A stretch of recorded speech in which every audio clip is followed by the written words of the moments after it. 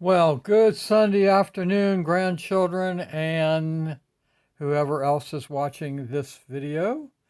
It is March 28th, 2021. It's Palm Sunday. It's the Sunday before Jesus Christ is, as we celebrate Easter, the resurrection of Jesus Christ after he was crucified on Friday. This coming Friday, we celebrate that event. Um, so we're to another weekly Bible verse, and this is really a good one. And let me emphasize one more time the importance of these Bible verses.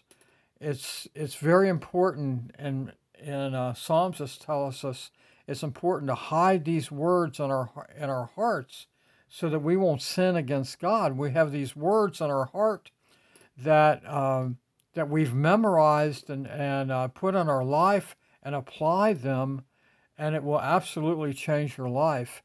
And this verse is so important. It's Colossians 3:23, and it says, "And whatsoever you do, anything you do, is for God's pleasure.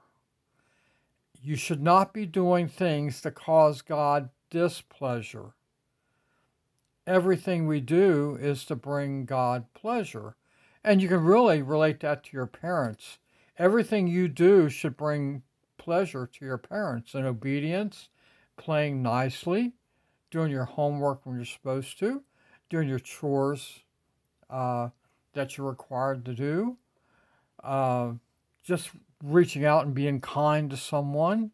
See, anything that pleases your parents will certainly please God.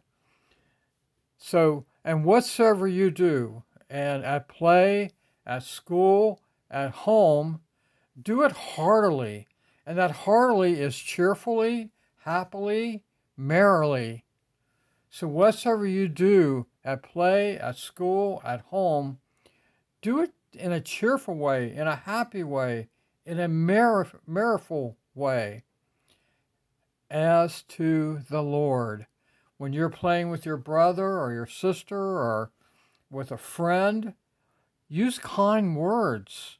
Be kind, because really you're serving God when you're playing with your brother or sister.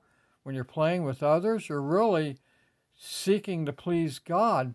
You want to get in the habit of realizing everything you do, God is watching you, and He wants you to bring Him pleasure.